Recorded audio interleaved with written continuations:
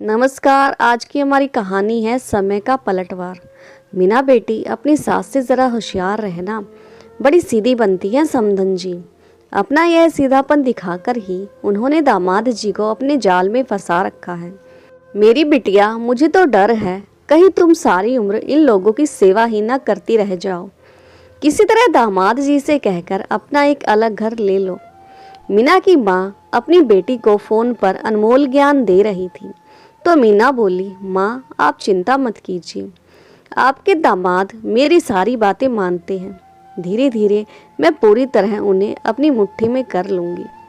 बस कुछ ही दिनों की बात है, फिर आप देखना उन्हें लेकर आपकी बेटी जल्दी ही अलग घर में चली जाएगी। मीना ने अपनी माँ को भरोसा दिलाया और दोनों माँ बेटी खिलखिलाकर हंस पड़ी। तभी बाहर से आवाज़ आई, बाहर बारिश आ रही है बहू, 2 दिन से तुम्हारे धुले हुए कपड़े बाहर रस्सी पर टंगे हुए हैं, वह गीले हो जाएंगे। सावित्री जी ने खिड़की से बाहर झांकते हुए कहा। आप तो दिन भर मेरे पीछे ही पड़ी रहती हैं। मीना ने अपने कमरे से तेज आवाज में तिड़क कर जवाब दिया।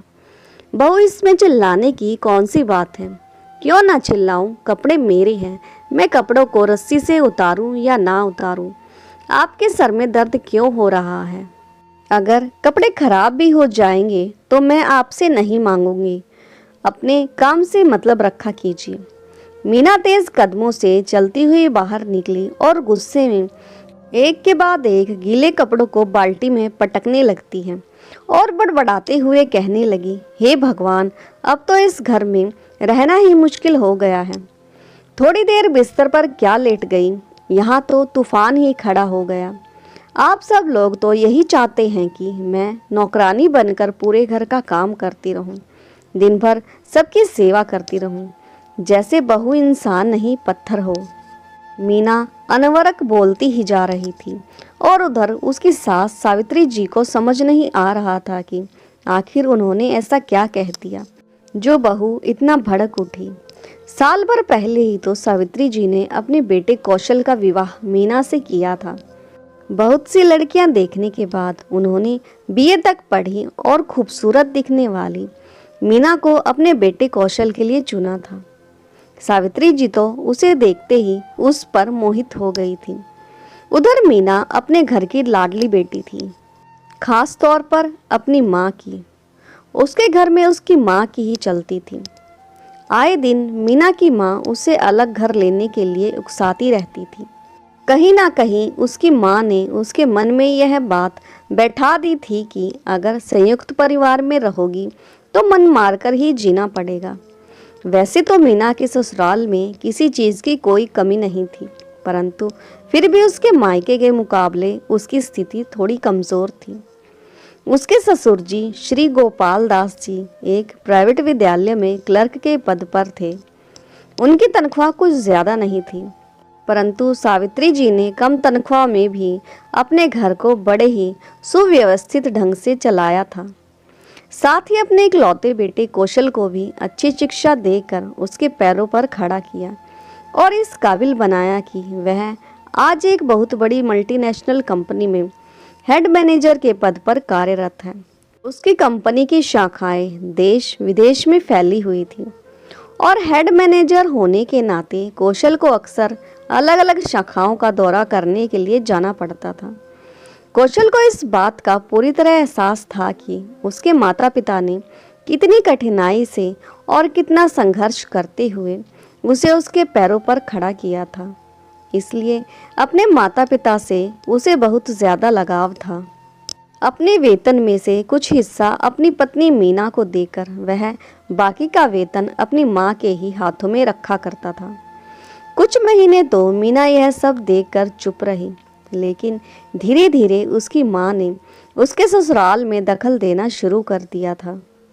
रोज़ाना हर रोज़ फ़ोन पर बात करते हुए उसकी माँ पूरे घर का हाल चाल पूछती रहती थी और मीना भी दिन भर होने वाली घटनाओं का पूरा ब्यौरा अपनी माँ को दे दिया करती। अपने पति के वेतन के विषय में जब उसने अपनी माँ को बताया तो उसकी माँ ने उसे साफ कह दिया कि उसके पति के वेतन पर केवल उसी का हक है, और बेटी को उसका हक दिलाने के लिए माँ ने उसे गुरु मंत्र भी दे दिया। बस फिर क्या था, अगले दिन मीना ने घर में हंगामा खड़ा कर दिया कि या तो उसका पति अपना पूरा वेतन उसे देगा, नहीं तो वह ससुराल छोड़कर अपने मायके चली जाएगी। उसकी बात सुनकर उसका पति कौशल हैरान रह गया, क्योंकि सावित्री जी और गोपाल दास जी घर में कोई कलेश या झगड़ा नहीं चाहते थे और ना ही वह अपने बेटे का घर तोड़ना चाहते थे। इसलिए उन्होंने उसकी बात को चुपचाप स्वीकार कर लिया। मीना अपनी मनमानी करके मन ही मन बहुत खुश हुई, लेकिन उसके बाद से मीना की हिम्मत बढ़ती चली गई। एक बार जो उसका मुंह खुला तो उसने अपनी सास की हर बात का उल्टा जवाब देना शुरू कर दिया। अब तो आए दिन घर में झगड़ा होने लगा और शांति का नाम और निशान तक नहीं रहा। घर के झगड़ों से परेशान होकर सावित्री जी शाम को कुछ देर के लिए अपनी सहेलियों के साथ मंदिर चली जाया करती थी और उसके ससुर गोपाल दास जी, जो घर में हमेशा से शांति चाहते थे, अपनी पत्नी को समझाया करते थे कि बहू के मुंह लगना उचित नहीं है और वह भी स्वयं इसी कारण से ऑफिस से लेट आने लगे। इधर कौशल तो दोनों तरफ से फंस चुका था। एक तरफ जन्म देने वाली माँ, जिसने अपने त्याग और बलिदान से उसे एक लायक इंसान बनाया था, उस माँ को वह कोई कठोर बात बोल भी कैसे सकता था, और दूसरी ओर अपनी पत्नी मीना के सामने बोलने की उसकी हिम्मत नहीं होती थी। यदि कभी समझाने की कोशिश भी करता तो मीना या तो तपाक से उल्टा जवाब दे देती या फिर घड़ियाली आंसू बहाने लगती। अब तो मीना आए दिन कोई ना कोई हंगामा खड़ा कर देती और दिन रात एक ही रट लगाए रखती कि वह इस घर में नहीं रहेगी। वह बच्चों की तरह हट करने लगी। उसे या तो उसके मायके पहुंचा दिया जाए या फिर वे दोनों दूसरा मकान किराए पर लेकर रहें। आज शाम को जब कौशल ऑफिस से घर आया तो सीधे अपने कमरे में गया। कमरे में मीना कौशल के कान भरने के लिए पूरी तरह से तैयार बैठी थी। उसके बाल बिखरे हुए थे और अस्त व्यस्त कपड़ों में गुस्से में बैठी हुई थी। तभी कमरे में प्रवेश करते ही कौशल ने उससे पूछा, ये क्या हालत बना रखी है तुमने अपनी? इस तरह क्यों बैठी हो? आज माँ से फिर से झगड़ा हो गया क्या? और नहीं तो क्या, तुम्हारी माँ ढंग से बात कहाँ करती है? तभी मीना जोर से गरजते हुए बोली और दोपहर को हुई सारी घटना उसने नमक मिर्च लगाकर अपने पति के समक्ष प्रस्तुत कर दी और फिर शराफत की मूर्ति बनकर आंखों से आंसू बहाने लगी। कौशल उसके बातों में आ गया और फौरन अपना निर्णय सुना दिया कि कल ही वे लोग इस घर को छोड़ देंगे। यह बात सुनते ही मीना की उदासी और आंखों के आंसू ऐसे गायब हो गए जैसे गधे के सर से सींग। अगले दिन सुबह जल्दी उठकर कौशल घर से निकल गया और मीना अपनी माँ को फोन लगाकर अपनी जीत की खुशी साझा करने लगी। दोपहर को कौशल घर आ गया और आते ही अपनी माँ से बोला, माँ, मैंने किराए पर घर देख लिया है। मैं और मीना अब दूसरे मकान में रहेंगे। सावित्री जी को इस बात का अंदेशा पहले से ही था, इसलिए यह बात सुनकर उन्हें कुछ ज्यादा हैरानी नहीं हुई।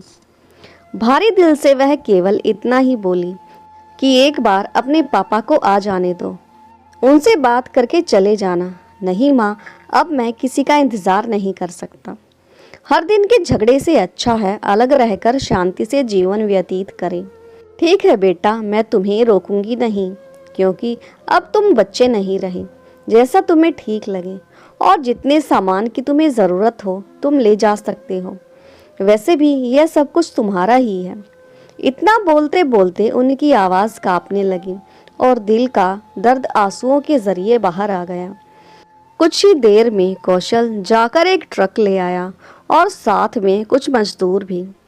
1 घंटे में सारा सामान ट्रक में चढ़ा दिया गया और इस ट्रक के पीछे दोनों पति पत्नी भी अपनी कार में बैठकर चले गए। दोनों में से किसी ने भी जाते वक्त माँ और पिताजी से एक बार मिलना भी ज़रूरी नहीं समझा। भारी मन से इधर अपने कमरे में बैठी हुई सावित्री जी अपने दिल में दुख का सैलाब लिए कमरे की खिड़की से उन्हें जाते हुए देख रही थी। कुछ देर बाद जब गोपाल दास जी ऑफिस से घर लौटे तो घर खाली देखकर उन्हें बड़ी हैरानी हुई। गोपाल दास जी हैरानी भरे स्वर में अपनी पत्नी सावित्री जी से पूछने लगे, सावित्री, यह सारा सामान कहाँ गया और बहू भी कहीं दिखाई नहीं दे रही। कौशल ऑफिस से नहीं लौटा क्या? सावित्री, मैं तुमसे बात कर रहा हूँ। जी, क्या कहा आपने? सावित्री जी अपने ख्यालों से बाहर आई।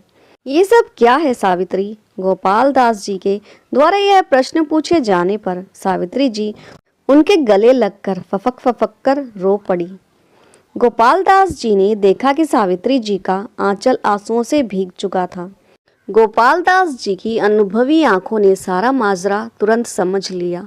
उन्हें दुख तो बहुत हुआ, पर हर दिन के झगड़े से अच्छा है कि दोनों जगह शांति तो रहेगी। यह कहकर उन्होंने खुद को और अपनी पत्नी को दिलासा दिया। लेकिन उस रात दोनों पति पत्नी ने खाना नहीं खाया, लेकिन धीरे धीरे उन्होंने अपने मन को समझा लिया। दिन बीतने लगे। कौशल और मीना को गए हुए करीब 1 वर्ष हो चुका था। ठीक दिवाली के 1 सप्ताह बाद ही दोनों ने घर छोड़ा था। दिवाली का त्योहार आया तो हर घर में धूमधाम से दिवाली मनाई जा रही थी, दीप जलाए जा रहे थे। लेकिन सावित्री जी और गोपाल दास जी के दिल में कोई उत्साह या उमंग नहीं थी। वे दोनों उदास बैठे हुए केवल अतीत की यादों में खोए रहे। केवल रीति निभाने के लिए सावित्री जी ने शाम को एक दीपक जलाकर आंगन में रख दिया। दिवाली के अगले दिन जब सावित्री जी शाम को मंदिर के लिए निकलने लगी तो उनके पास एक अनजान औरत का फोन आया। फोन उठाकर जैसे ही सावित्री जी ने हेलो कहा तो सामने से पहले तो उस अनजान औरत ने सावित्री जी को प्रणाम किया, फिर बताया कि वह जल्दी ही दादी बनने वाली है। सावित्री जी यह सब सुनकर हैरान थी और उस अनजान औरत से पूछने लगी कि वह कौन है और उन्हें कैसे जानती है। उन्होंने बताया कि मीना और कौशल उनके मकान में ही रहते हैं।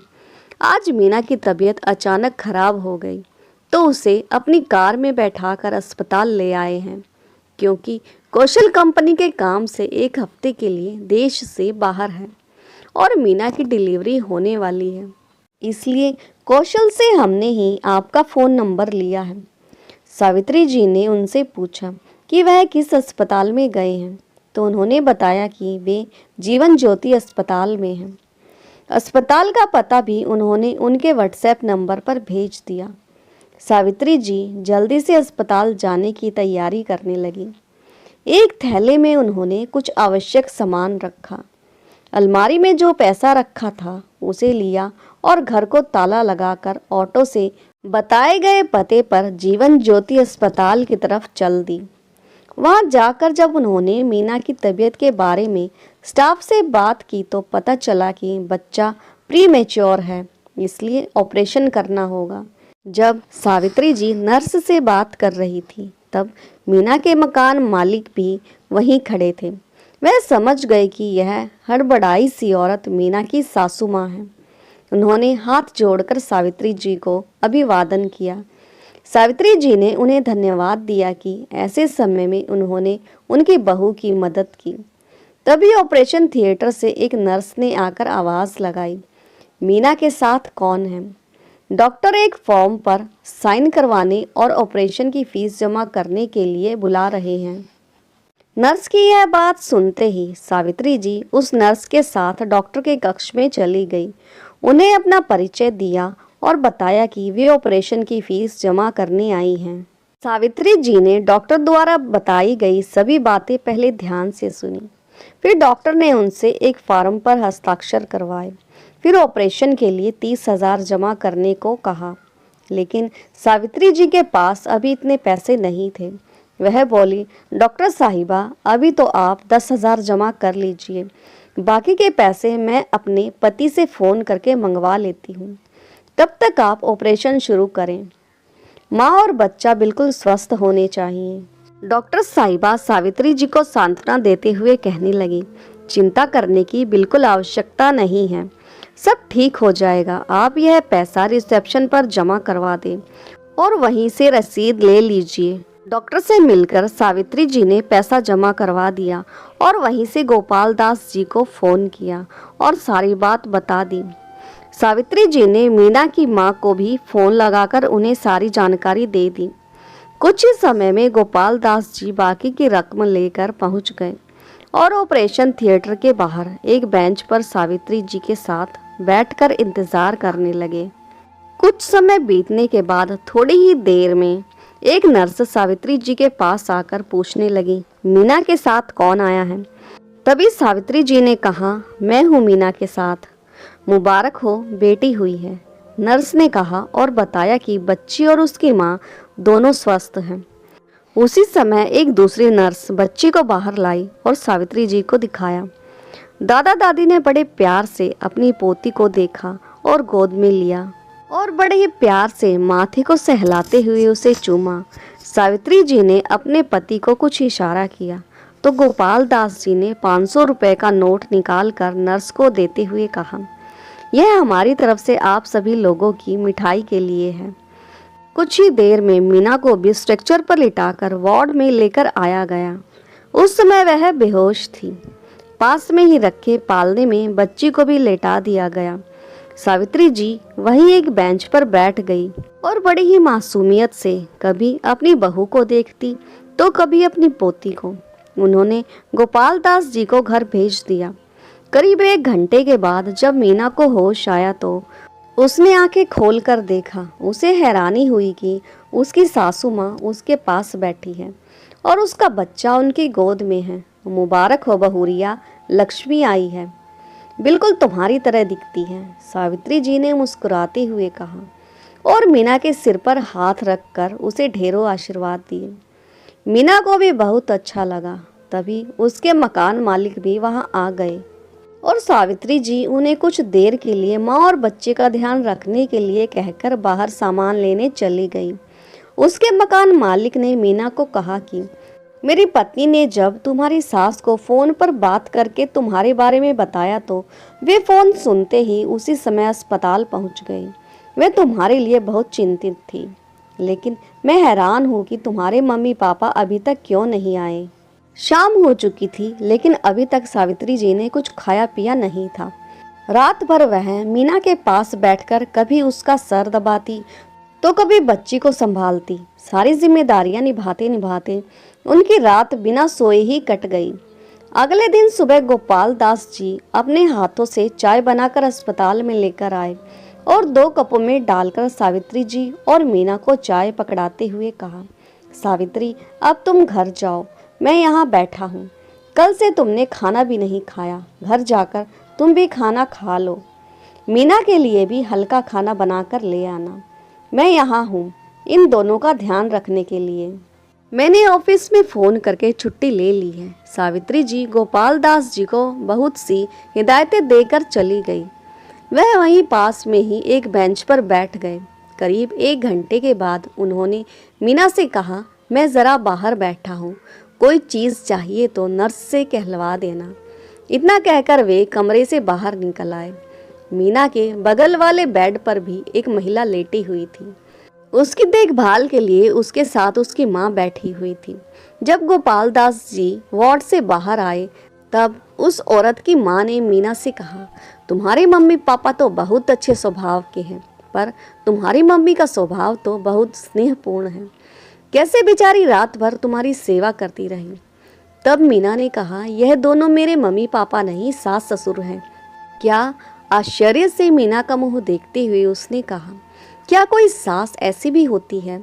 कल से बिना खाए पिए तुम्हारी सेवा करने में लगी हुई है। यहाँ बैठकर उसकी नज़र एक पल भी तुम दोनों से नहीं हटी। बेटी तुम तो बहुत खुशनसीब हो जो तुम्हें ऐसी सास ससुर मिले हैं। वार्ड में बैठे सभी लोग अब तक यही सोच रहे थे कि वह तुम्हारे मम्मी पापा हैं। कोई सास अपनी बहू के लिए इतना सब कुछ कर सकती है, यह तो मैंने पहली बार देखा है। अगर हर सास तुम्हारी सास जैसी हो जाए तो कोई बहू जलकर नहीं मरेगी, कोई बहू जहर खाकर या नदी में डूबकर अपनी जान नहीं देगी। बेटी मैं तो इतना ही कहूँगी कि कभी अपनी सास को कोई तकलीफ मत देना, कभी उनसे कोई कठोर बातें मत बोलना, और अगर सच्चे मन से उनके बुढ़ापे में सेवा करोगी तो उनकी आत्मा तुम्हें ढेरों आशीर्वाद देते नहीं थकेगी। मीना उस औरत की बातें सुनती रह गई और सोचने लगी, ठीक ही तो कहा आंटी जी ने। मेरी माँ भी एक औरत है और सास भी, लेकिन दोनों में कितना फर्क है। एक केवल धौस करना सिखाती है और दूसरी नम्रता पूर्वक अपना कर्तव्य निभाना जानती है। अतीत में हुए अपमान को भूलकर तकलीफ झेलते हुए भी अपने बेटे के घर को संभालने में लगी है। कितनी गंभीरता और सहजता से सासू माँ अपना फर्ज निभाती जा रही है। बेटा चाय पी लो। गोपाल दास जी की आवाज़ से मीना का ध्यान भंग हो गया। उसने बड़े ध्यान से अपने ससुर की ओर देखा तो आत्मग्लानि से भर उठी कि इस इंसान ने आज तक मुझे बेटा शब्द के अलावा किसी और नाम से संबोधित नहीं किया, न ही आज तक कोई कठोर शब्द बोला। इन लोगों के साथ गलत व्यवहार करके मैंने खुद अपने पैरों पर कुल्हाड़ी मारी है। आज तो मुझे खुद पर ही शर्म आ रही है। सोचते सोचते उसे अपने ससुर की आवाज़ सुनाई दी। देखा तो वह पास वाली आंटी को कह रहे थे, बहन जी आपको एक कष्ट दे रहा हूँ, क्या आप मेरी बहू को सहारा देकर उठने में मदद करेंगी ताकि वह चाय पी ले। वह औरत उठी, मीना की मदद करने लगी। कुछ ही देर में सावित्री जी मीना के लिए खिचड़ी और बच्चे के लिए कुछ साफ सुथरे कपड़े लेकर आ गई। मीना को आराम से बिठाकर चम्मच के साथ अपने हाथ से खिचड़ी खिलाने लगी। आज मीना को यह खिचड़ी किसी मोहन भोग से कम नहीं लग रही थी, लेकिन मीना यह सोच सोचकर परेशान थी कि आखिर उसके मम्मी पापा अभी तक क्यों नहीं आए।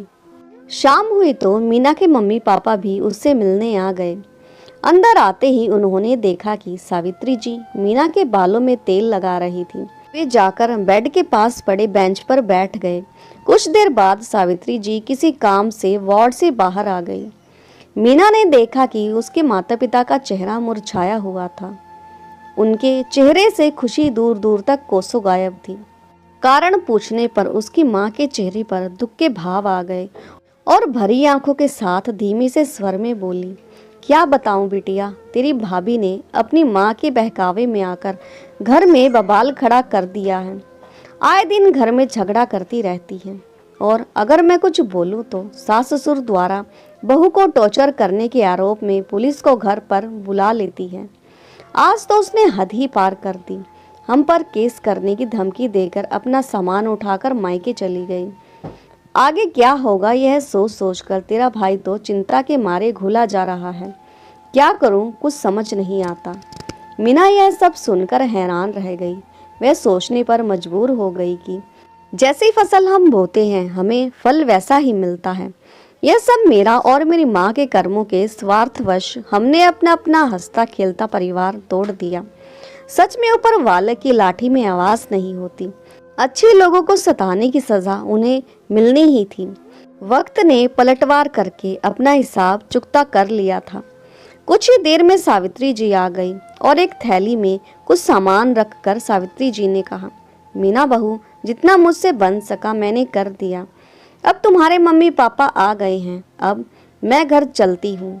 आज तक की दवाइयों का और अस्पताल के बिल का भुगतान मैंने कर दिया है। सारी रसीद तुम्हारे तकिए के नीचे रखी है। कौशल आएगा तो उसे मेरी तरफ से बधाई देना। इतना कहकर चलने के लिए जैसे ही वह पीछे मुड़ी, अचानक उन्हें लगा कि उनका आंचल कहीं फंस गया है। उन्होंने पीछे मुड़कर देखा तो मीना ने उनका आंचल थामा हुआ था और आंसुओं से भरी आंखें लिए एकटक अपनी सास की ओर ही देखे जा रही थी। आप हमें छोड़कर जा रही हैं माँ, क्या आप अपनी इस मूर्ख बेटी को माफ नहीं करेंगी? मीना ने कहा तो सावित्री जी ने झट से उसे अपने गले से लगा लिया और उसके माथे को सहलाते हुए बोली, अरे कभी माँ भी अपनी बेटी से नाराज होती है। हजारों में से चुनकर तुझे अपने घर की बहू बनाकर लाई थी। तुम मूर्ख कैसे हो सकती हो? तुम मेरी बहू नहीं बेटी हो और मैंने तुम्हें हमेशा से अपनी बेटी ही समझा है। यह सुनकर मीना रोने लगी तो सावित्री जी की आंखों से भी ममता का झरना फूट पड़ा। फिर खुद को संभालते हुए बोली, बस बेटा तुम्हारा शरीर अभी कमजोर है, टाके खुलने का डर रहता है। ऐसा कहते हुए अपनी साड़ी के पल्लू से मीना के आंसू साफ करने लगी। अगले दिन कौशल अपने टूर से वापस आ गया और तुरंत अपना सामान घर पर रखकर सीधे अस्पताल चला गया। अपनी माँ को मीना के पास देखकर उसे आत्मग्लानि हुई। लेकिन जब उसने मीना और अपनी माँ को एक साथ हंसते मुस्कुराते देखा तो झट से अपनी माँ के पास दौड़कर उनके चरण छूकर प्रणाम किया। इस समय गोपाल दास जी भी वहां पहुंच गए। कौशल ने अपने माता पिता से मिलकर अपने व्यवहार के लिए उनसे माफी मांगी। सावित्री जी और गोपाल दास जी ने सब कुछ भूलकर उसे अपने गले से लगा लिया। उसके बाद कौशल ने अपनी नन्ही सी गुड़िया को गोद में ले लिया और मीना ने कौशल को स्पष्ट कह दिया कि अब वह किराए के मकान में ना जाकर माँ के साथ अपने घर जाएगी। कुछ दिनों के बाद अस्पताल से छुट्टी मिलने पर वे सभी लोग मुस्कुराते चेहरे लिए अपने घर वापस आए। नन्ही सी जान सबके हाथों का खिलौना बनी हुई थी। मीना पर काम करने का अभी प्रतिबंध था तो शाम के समय सावित्री जी ने मीना के पास आकर कहा, बेटा मैं जरा बाजार जा रही हूँ, बाहर से ताला लगा देती हूँ ताकि तुम्हें बार बार उठना ना पड़े। और वह चली गई। जब मीना सोकर उठी तो देखा कमरे की लाइट जली हुई थी। वह धीरे से कमरे से बाहर निकली तो देखा आंगन में रंगोली बनी हुई थी और वहां पर बहुत से दीपक जले हुए थे जिन्हें माँ बैठकर जला रही थी। माँ, दिवाली तो कब से बीत गई, फिर आज यह सब क्यों? मीना ने पूछा तो सावित्री जी मुस्कुराते हुए बोली, मेरे बच्चे मेरे घर 1 वर्ष के बाद आए हैं तो दिवाली भी तो अभी ही मनाऊंगी। 1 वर्ष पहले मेरे घर की लक्ष्मी दिवाली के बाद गई थी और दिवाली के बाद अपने साथ मेरी पोती को भी लेकर आई है। इसी खुशी में मैंने आज दिवाली मनाई है। जाओ तुम भी अच्छी सी साड़ी पहन लो और गुड़िया को भी सुंदर से कपड़े पहना दो, फिर हम सब मिलकर दीपक जलाएंगे। घर के दरवाजे पर खड़ा कौशल यह दृश्य देखकर निहाल हो रहा था। तैयार होकर दोनों ने बाहर आंगन में दीपक जलाए और झुककर अपने माँ बाबूजी के पैर छूकर प्रणाम किया। आंगन में जो दीपक जल रहे थे आज उनकी लौ सावित्री जी को बहुत सुंदर लग रही थी। वह बिना पलक झपकाए उन जलते दियों को देखती ही जा रही थी। वे जलते हुए दीपक उन्हें यूं लग रहे थे मानो उन दियों की लौ से उनका जीवन ही जगमय हो गया हो। तो दोस्तों, आपको ये भावुक और प्रेरणादायक कहानी कैसी लगी और कहानी का कौन सा हिस्सा आपके दिल को छू गया, कमेंट करके ज़रूर बताएं। और हाँ, चैनल पर नए हो तो चैनल को लाइक, सब्सक्राइब और शेयर करना ना भूलें। तो मिलते हैं नई कहानी के साथ, तब तक के लिए धन्यवाद।